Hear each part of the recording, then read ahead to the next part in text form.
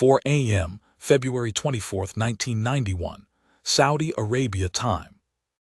General Norman Schwarzkopf gives the order. 300,000 coalition troops, American, British, French, Saudi, Egyptian, Syrian, Kuwaiti, launched the largest combined arms offensive since World War II. Their objective: liberate Kuwait and destroy the Iraqi army, the fourth largest army in the world. 540,000 Iraqi soldiers, 4,000 tanks, 3,000 artillery pieces, dug into prepared defenses for 6 months. 100 hours later, it's over. Kuwait is liberated. 8 Iraqi divisions are destroyed. The Republican Guard, Saddam Hussein's elite, is annihilated. Coalition casualties, less than 300 killed in action. Iraqi casualties, estimates range from 25,000 to 50,000 killed, 75,000 wounded, 80,000 captured. It's not a battle. It's not even a war. It's a demonstration of what happens when combined arms warfare is executed perfectly. When air power, armor, artillery, infantry, and logistics all work together with precision that's never been achieved before or since. This is the story of those 100 hours. Not just a timeline, but the human stories, the decisions, the battles within the battle. How General Schwarzkopf's left hook flanking maneuver became the greatest military deception of the modern era. How the 101st Airborne conducted the largest helicopter assault in history. How the Marines breached the impenetrable Iraqi defenses in hours. How VII Corps destroyed the Republican Guard in the desert. And how, 100 hours after it started, President George H.W. Bush ordered a ceasefire, leaving Saddam Hussein in power and setting the stage for 2 more decades of war. To understand the 100-hour ground war, you first have to understand what came before it.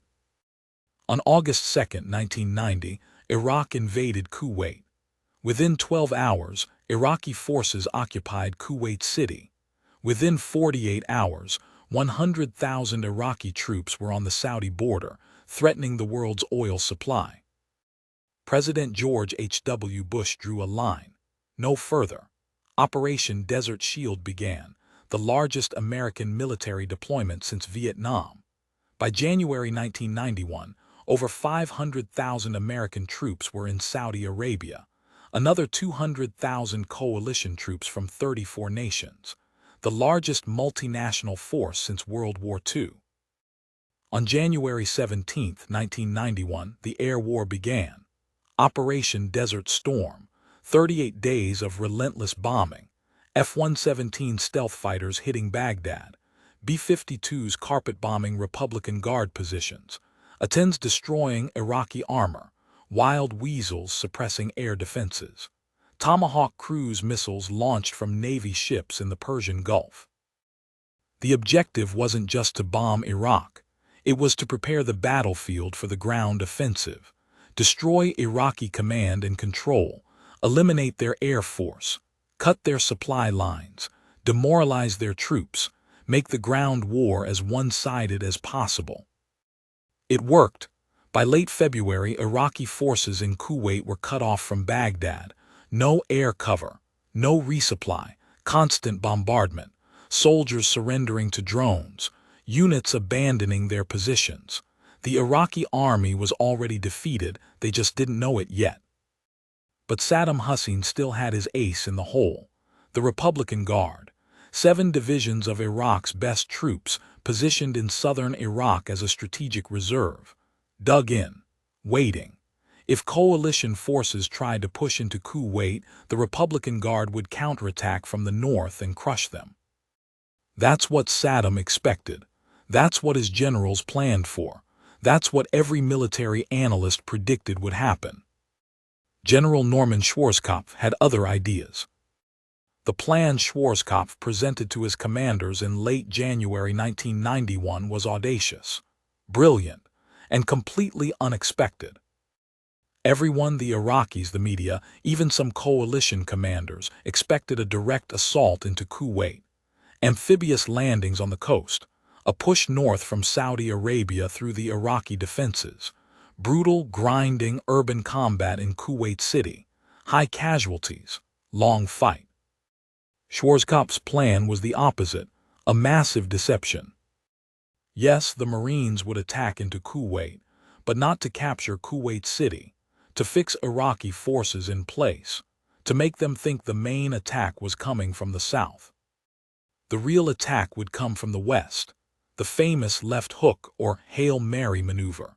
Two entire corps, VII Corps and ex-VII Airborne Corps, would swing hundreds of miles west into the Iraqi desert, then turn east and hit the Republican Guard from the flank and rear.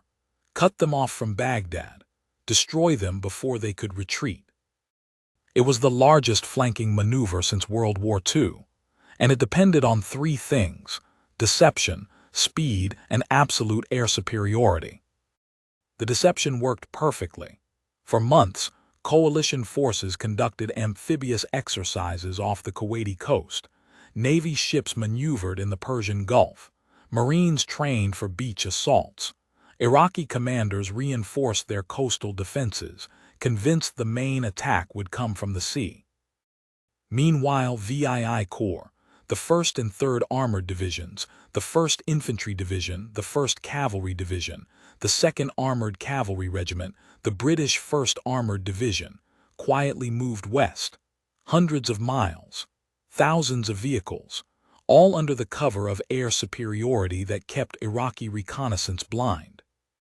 By February 23, 1991, VII Corps was in position, 100 miles west of where Iraqi commanders expected them, pointed east, ready to execute the largest armored offensive since World War II. The Iraqis had no idea they were there. Hour 0, February 24, 4 a.m. local time.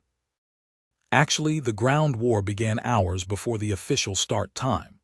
Special Forces teams from the 5th and 3rd Special Forces groups had been inserted deep behind Iraqi lines, gathering intelligence, calling in airstrikes, preparing the battlefield. But 4 a.m. is when the main offensive kicked off. And it started not with Marines or tanks, but with helicopters, the largest helicopter assault in history.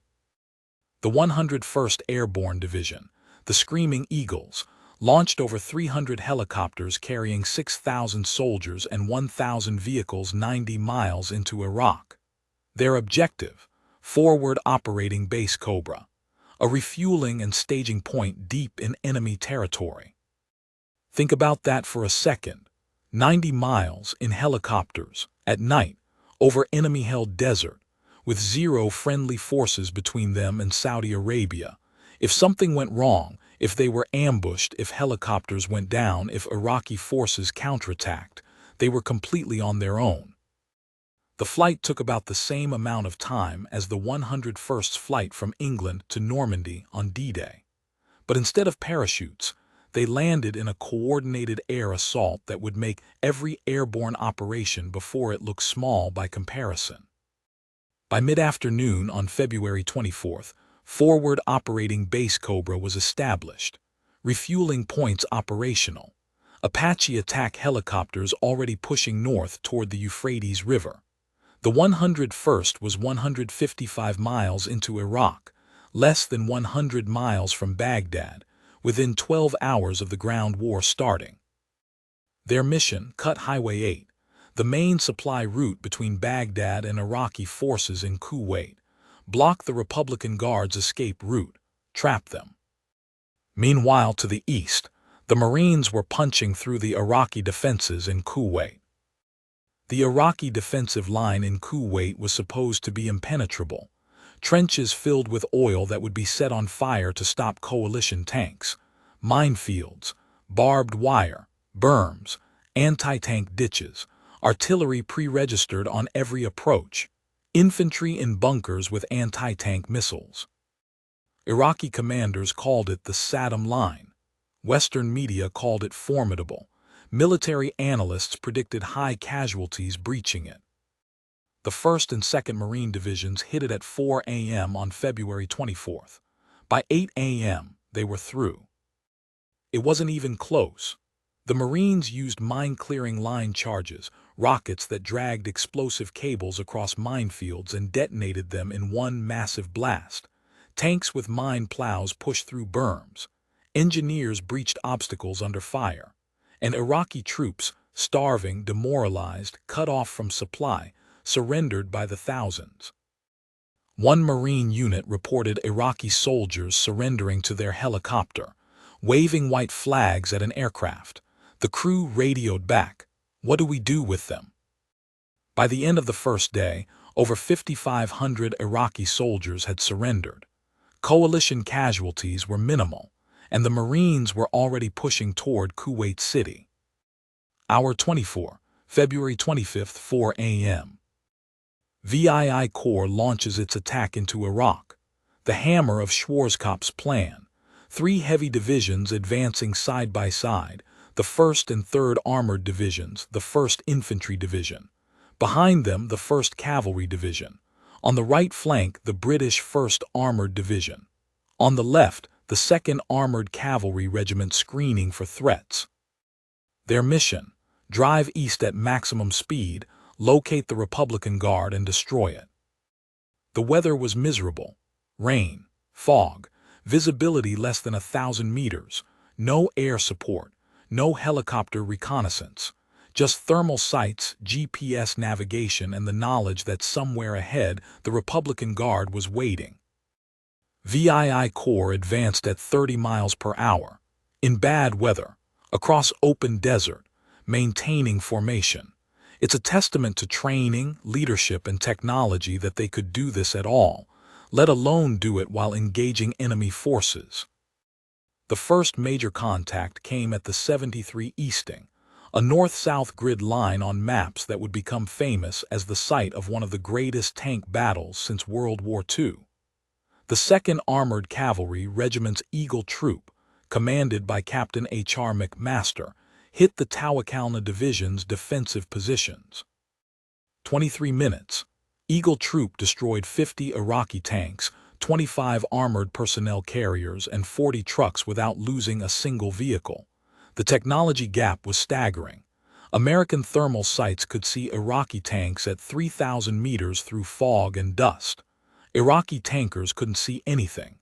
They died without ever knowing what hit them. But 73 Easting was just the beginning. Behind the 2nd Cavalry, the full weight of VII Corps was advancing. The Big Red One, the 1st Infantry Division, hit the Tawakalna Division at Norfolk. 24 hours of continuous combat, 550 tanks destroyed, 480 armored personnel carriers, over 11,000 Iraqi prisoners. The Tawakalna Division ceased to exist. Hour 48, February 26, 4 a.m. The Republican Guard is trying to retreat. Iraqi commanders finally understand what's happening. Coalition forces aren't just pushing into Kuwait, they're behind them, cutting them off. The trap is closing. Saddam Hussein orders the Republican Guard to establish a new defensive line and cover the retreat of forces from Kuwait. The Medina Division, the Hammurabi Division, Iraq's best remaining units, dig in, hold, buy time. It doesn't work. VII Corps hits the Medina Division in the early afternoon of February 27th. The battle is utterly one-sided. American tanks firing on the move at ranges Iraqi tanks can't match. Apache helicopters killing everything that moves. Artillery destroying anything that tries to maneuver. MLRS rockets eliminating Iraqi artillery before they can shoot. The British 1st Armored Division, on VII Corps right flank, destroys or isolates 4 Iraqi infantry divisions and defeats the 52nd Armored Division. A British Challenger 1 tank scores the longest confirmed tank kill in history, 4.7 kilometers, nearly 3 miles. An Iraqi T-55, destroyed at a range most tankers would consider impossible. To the north, the 24th Infantry Division, the Victory Division, races 200 miles to the Euphrates River Valley, blocking the last escape route for Iraqi forces. They destroy an Iraqi armored column attempting to retreat north, 187 tanks and 400 wheeled vehicles in one engagement. By the evening of February 27th, the Republican Guard is combat ineffective. The Tawakalna Division is destroyed. The Medina Division is destroyed. The Hammurabi Division is trying to retreat and being slaughtered in the process. Kuwait City is liberated. Arab coalition forces, Saudi, Kuwaiti, Egyptian, enter the capital to cheering crowds. The mission is accomplished. But there's one more image that will define the end of this war. One more scene that will force President Bush's hand. Highway 80, the road from Kuwait City to Basra, the escape route for Iraqi forces fleeing Kuwait. It becomes known as the Highway of Death. As Iraqi forces retreated from Kuwait on the night of February 26th and into February 27th, thousands of vehicles clogged Highway 80. Tanks, trucks, buses, cars, stolen Kuwaiti vehicles loaded with looted goods, soldiers, civilians, everyone trying to escape before coalition forces closed the trap. Coalition aircraft, A-10s, F-16-15s, F-A-18-10CS, helicopters, caught them on the highway. Hundreds of vehicles destroyed. Thousands of Iraqi soldiers killed or abandoned their vehicles and fled into the desert on foot. The images were devastating, mile after mile of burning vehicles, bodies, the charred remains of Iraqi soldiers. It looked like a massacre, a turkey shoot, overwhelming force against a defeated enemy trying to retreat. Media coverage of the Highway of Death became a political problem for President Bush. Critics called it excessive, unnecessary. The Iraqi army was already defeated. Why keep killing them? Military commanders had a different view. These weren't helpless refugees. These were Iraqi soldiers, many with stolen Kuwaiti property, some with Kuwaiti hostages, trying to escape so they could fight another day. The war wasn't over until Iraqi forces surrendered or were destroyed. But the political pressure was mounting, and Bush had already achieved his objectives. Kuwait was liberated. The Iraqi military was shattered. The mission was accomplished. Hour 100, February 28, 8 a.m. local time. President George H.W. Bush orders a ceasefire, exactly 100 hours after the ground war began. General Schwarzkopf's briefing to the media becomes legendary. Standing in front of maps, he walks through the entire campaign. The deception, the left hook, the destruction of the Republican Guard. He calls it almost a perfect battle. The statistics are staggering. Coalition forces liberated Kuwait and advanced 150 miles into Iraq in 100 hours. They destroyed or captured over 3,700 Iraqi tanks, 2,400 armored personnel carriers, and 2,800 artillery pieces. They took over 70,000 prisoners. They achieved every objective with minimal casualties. Less than 300 coalition troops killed in action, most from friendly fire incidents. The Iraqi military suffered an estimated 25,000 to 50,000 killed, 75,000 wounded, and 80,000 captured. 8 divisions destroyed. The Republican Guard annihilated. Iraq's ability to threaten its neighbors eliminated. It's the most one-sided military victory in modern history, and it changed warfare forever.